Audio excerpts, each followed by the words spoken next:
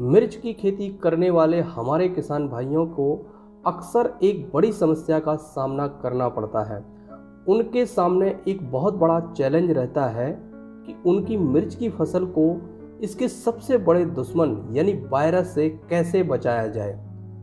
मिर्च की फसल में वायरस लगने का सबसे बड़ा खतरा रहता है। कभी कभी तो हमारे किसान भाइयों की पूरी फसल बर्बाद हो जाती है। हमारे बहुत से किसान भाई तो ऐसे हैं जिन्होंने इस समस्या के कारण मिर्च लगाना बंद ही कर दिया है।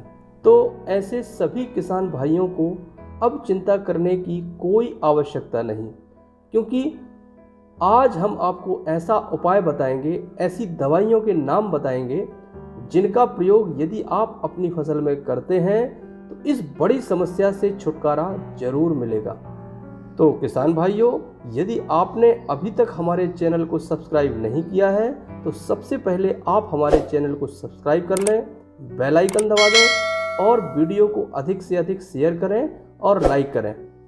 मिर्च की फसल को वायरस से बचाने के लिए कुछ सामान्य बातों का ध्यान भी रखना पड़ेगा।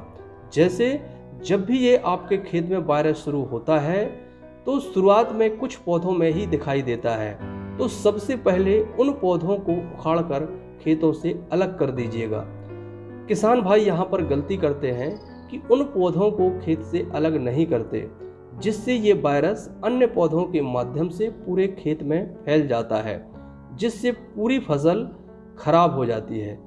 दूसरा आपको ये करना है कि आपको अपने खेत में फसल चक्रण को भी अपनाना है। मिर्ची को बार बार रिपीट नहीं करना है। यदि इस साल आपने मिर्ची लगाई है तो अगले 2 साल तक उस खेत में मिर्ची ना लगाएं। लेकिन ऐसा नहीं है कि ये सब करने से आपके खेत में वायरस नहीं आएगा। इसके अलावा जो उपाय आपको करना है, जिन दवाइयों का प्रयोग आपको करना है, उन दवाइयों के नाम हैं वायरोसॉल, वायरोहिट और पीपीएनपी। ये तीनों ही दवाइयाँ ग्रीन प्लैनेट कंपनी की हैं, जो आपको सामान्य बाजार में उपलब्ध नहीं होंगी। ये आपको ग्रीन प्लैनेट के स्टोर पर ही मिलेंगी। यदि आपके क्षेत्र में ग्रीन प्लैनेट का कोई स्टोर नहीं है तो आप हमें कॉल कर सकते हैं। हमारा नंबर आपको डिस्क्रिप्शन में मिल जाएगा। वैसे तो मिर्च की फसल में वायरस का खतरा नर्सरी से ही आ जाता है, इसलिए हमें नर्सरी से ही इससे बचाने के उपाय कर लेना चाहिए। सबसे पहले आप नर्सरी में ही ग्रीन प्लैनेट के वायरोसॉल को 2 से 3 ml प्रति लीटर पानी में और पीपीएनपी को 1.5 ml प्रति लीटर पानी के साथ मिलाकर स्प्रे कर देना चाहिए।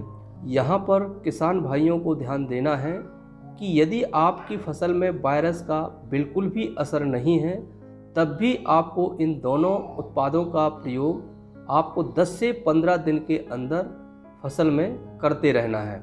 और यदि वायरस आ चुका है और वायरस प्रारंभिक अवस्था में हो तो उस समय आपको इन दोनों उत्पादों का प्रयोग 6 से 7 दिन के अंतराल में करना है।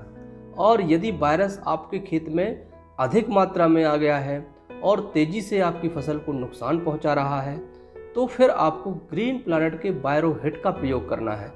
ये वायरोहिट आपकी फसल के वायरस को पूरी तरह से कंट्रोल करता है।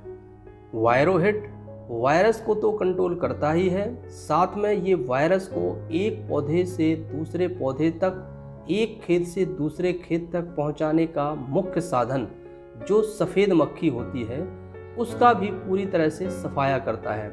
सफ़ेद मक्खी हमारी फसलों का सबसे बड़ा दुश्मन है। दोस्तों, आज बाज़ार में बहुत से प्रोडक्ट आपको मिल जाएंगे और यदि आप पहले से खेती करते हैं तो आपको पता ही होगा, जब वायरस का खतरा बढ़ता है तो बाज़ार का कोई प्रोडक्ट काम नहीं करता। तो मैं किसान भाइयों से कहना चाहता हूं कि आप एक बार ग्रीन प्लैनेट के प्रोडक्ट का प्रयोग जरूर करें।